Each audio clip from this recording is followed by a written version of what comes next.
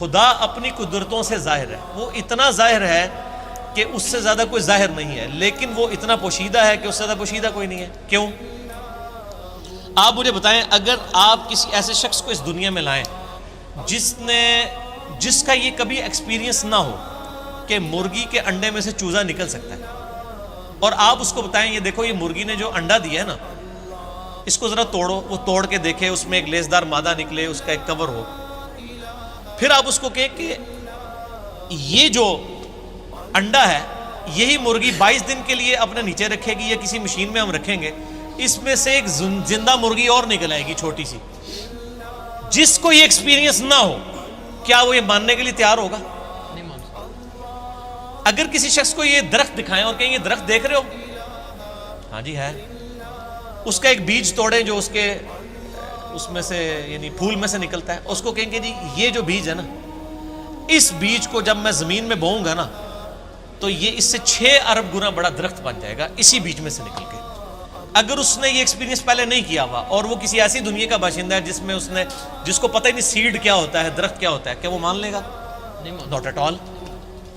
تو کائنات میں جتنے فزیکل فینومینا آف نیچر ہیں یہ سب کے سب اتنے بڑے بڑے معجزات ہیں، لیکن ہم ان معجزات کے عادی ہو چکے ہیں، چونکہ ہم بچپن سے دیکھ رہے ہیں کہ مونسون میں بادل آتے ہیں، بارش برستی ہے، ایسا ہم کہتے ہیں ایسا ہی ہوا کرتا ہے، لیکن سائنس نے اپنی عاجزی مان لی ہے۔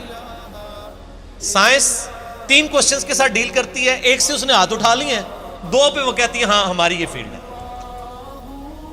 وائی، وٹ اور ہاؤ۔ وائی، وٹ اور ہاؤ۔ پہلی چیز ہے وٹ، کیا؟ ہم کہتے ہیں زلزلہ آیا، کیا ہوا؟ زلزلہ آیا۔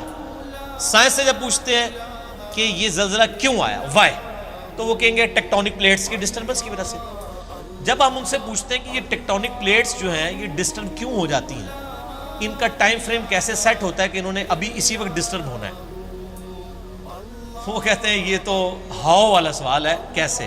It is physical phenomena of nature, یہ قانون قدرت ہے، یہ ایسا ہی ہوا کرتا ہے۔ ہر چیز کے اینڈ پہ آپ کو سائنس ایک ہی جواب دے گی، فزیکل فینومینا آف نیچر، قانون قدرت۔ وہ اس کو مانے ہوئے۔ مدر نیچر کیوں کہہ رہے ہوتے ہیں؟ مدر نیچر، تو کیا یہ مدر نیچر نے سارے قوانین خود بنائے ہیں؟ ہم جب کوئی ڈسکوری کرتے ہیں، لوگ پرانے زمانے کے لوگ نا، جب ان کو بتایا جاتا ہے انڈے سے چوزا نکلتا ہے، بس ان کا اتنا ایمان تھا۔ اب سائنس نے اور ترقی کی، انہوں نے کہا جی اس طریقے سے اس کے اندر زندگی موجود ہوتی ہے، یہ ہوتا ہے، یہ سٹیجز طے کرتے کرتے ایک خاص حد تک یہ آگے جاتے ہیں۔ اینڈ پہ جا کے جواب کیا ہوتا ہے؟ It is physical phenomena of nature.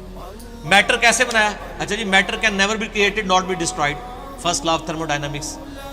Mass can never be created not be destroyed, یعنی میس کی جو کنزرویشن کا نظریہ ہے وہ انہوں نے مان لی، پیدا ہم کر ہی نہیں سکتے، ہاں ایک فارم سے دوسری فارم میں بدل سکتا ہے، پیدا نہیں کر سکتے، کیونکہ وہ کریشن ایکس نہیں، لوگ ان کو پتہ ہی نہیں کہ یہ بھی کوئی چیز ہوتی ہے۔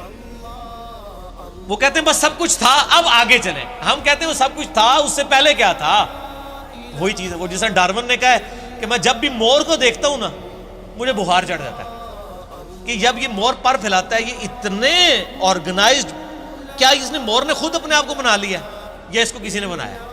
اگر کسی نے بنایا ہے تو کریٹر کا کانسیپٹ تو الٹیمیٹلی، پھر آخری جو کوسچن تھا وہ گاڈ کو کس نے کریٹ کیا، اس پہ میرا وہ لیکچر تھا، ہو کریٹڈ گاڈ، اور جدید شیطانی وسوسوں کا تحقیقی جائزہ، an intellectual reply to professor Richard Dawkins جو آکسفورڈ کے پروفیسر ہیں، ان کی کتاب دا گاڈ ڈیلوژن جو اس وقت ٹیکسٹ بک سمجھی جاتی ہے ایتھیزم کی، اس کے جواب میں میرا وہ لیکچر تھا۔ پھر میں نے اس میں میتھمیٹیکلی اس چیز کو ثابت کیا، جتنے فزیکل فینومینا آف نیچر ہیں یہ صرف ایکسپلین کرتے ہیں یہ چیز کیسے ہو رہی ہے، لیکن یہ اس کی اوریجن کیا ہے؟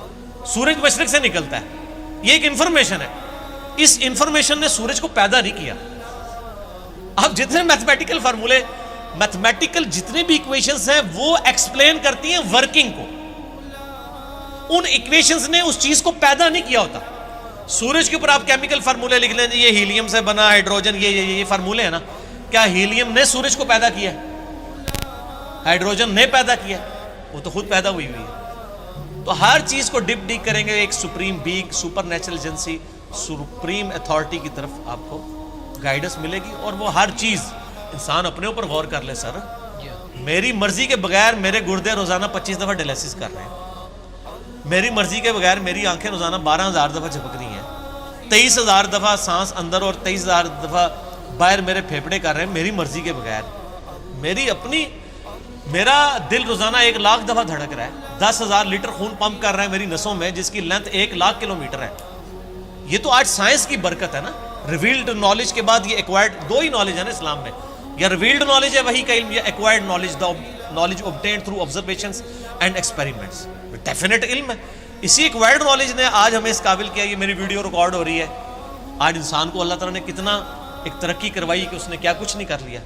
لیکن بایولوجی کا ایک لا انہوں نے فائنل کر لیا کہ living things can never be created out of non living things. زندہ چیز زندہ سے ہی بنتی ہے.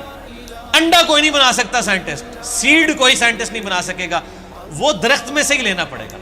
اور درخت کہاں سے آیا ہے؟ وہ کہتے ہیں فزیکل فینومینا آف نیچر.